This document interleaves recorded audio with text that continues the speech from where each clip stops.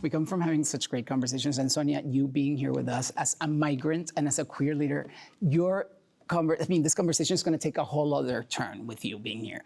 So tell me a little bit about your experience as a migrant in the United States and the work that you're doing.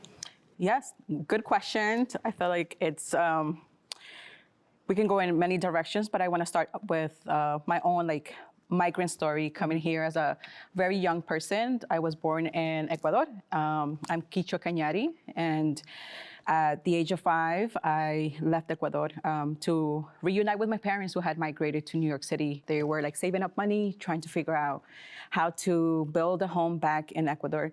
And ultimately, they decided that it was best to stay here and send for me. So like many unaccompanied children, I came with some strangers, to not go into too much details because of the political times that we're in, and for my legal safety. I was one of the lucky ones to arrive safely to New York, which is not the case for many young children. Earlier in the show, we sort of touched on coming into this country and sometimes having or falling into the notion of having to assimilate to either whether it's for safety or to get ahead. So part of the question is, I would love to know if in your journey you dealt with that personally, but more so now you have such a powerful voice in what you do. Have you ever felt you had to censor yourself for any reason? Good questions. I love the two parts to it, which is what tactics or what ways of survival did myself and my family and other migrant communities had to do, to survive in this country. And that is for me as a young person, as growing up undocumented, a lot of it was being the front leader of my family and helping them translate.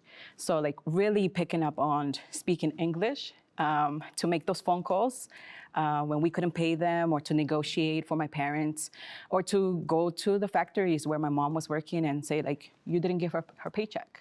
And this is a 5, 7, 10-year-old doing that. And I think that it's a form of not assimilation, but just a different way of survival that we have to, I feel like many migrant undocumented communities we have to employ, because we have to think of different strategies and tactics to survive. And I think the question about censorship for me is, I haven't had to self-censor. I think I've been very intentional in the stories that I tell as a storyteller, as a writer. There's stories that it's not for me to tell. Stories of my parents or my mom when she was crossing the border. I'm not gonna push her to share with me the trauma that when she's not ready, and that's okay. Maybe in 10 years she'll be ready to share that aspect of her life, or maybe never, and that's okay. That is not a story for me to tell. And I think that as creators, as artists, as cultural workers, we have a responsibility to take care of our communities, especially right now, that whatever they say, whatever we put out, we may be causing harm in terms of their safety, their literal safety, legal safety, as we know that there's a lot of kidnappings and ICE raids that are happening throughout the country. And so that self-censorship becomes more in being very strategic in how we maneuver spaces. And as someone who's very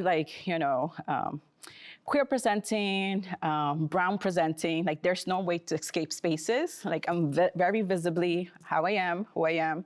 And so the negotiation between spaces sometimes comes in the way that I use my art form.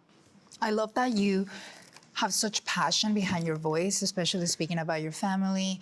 And I truly believe that people that go through these adversities only come out stronger. And I can sense that from you, and I can feel how you've used this experience that, as a child, you had to grow up so fast and also help your family translate and just be there for them. Even though you were so young, I feel like just like you, some of us are also immigrants from other countries, and I can relate to that experience of having to grow up a little bit faster and having to put up with, certain things, certain discrimination that we face at school, people thinking that we're not smart enough because we sound a little different, because we have an accent or this or that. And I just love that not only you've used all of that and just to grow and become stronger for your art form, to be, bigger and better, And, I recently heard a podcast where they were talking about how usually, especially immigrants, now that that's such a hot topic, the more they get pushed down, the harder we fight and the more we become stronger. And that's just something that I think I can see reflected in your story. And it's just such a powerful one. How do you channel all that into your work? How do you use it to build your art? Yeah. Briefly, just addressing what you said. Thank you. I feel like any oppressed people, any marginalized communities, when we're being pushed down, we resist and we create and we are emboldened to fight for all of us. Where no community is voiceless, it's just the mic hasn't been passed on to them yet, right? And so we have so many strong leaders, organizers, artists, community members. And so I feel like we feel it right now in Los Angeles and throughout the country.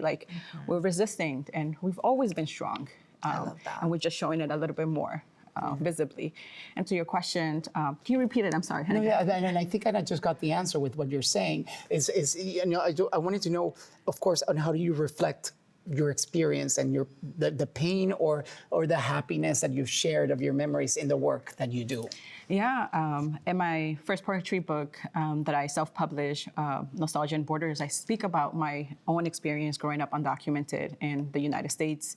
And I was undocumented for 21 years, and that immigration process was 30 years until this year I was able to naturalize. And I'm, again, one of the lucky ones that is able to make it through that complicated system.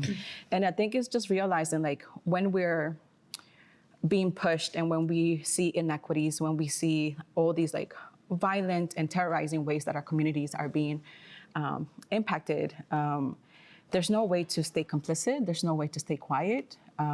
Seeing my parents suffer a lot through their own immigration status, living in New York and witnessing just police violence, also growing up post 9/11 too, the increased anti-Muslim, violence. And so there's no way to stay quiet. And that's what empowers me to do what I do and use my art form in that way.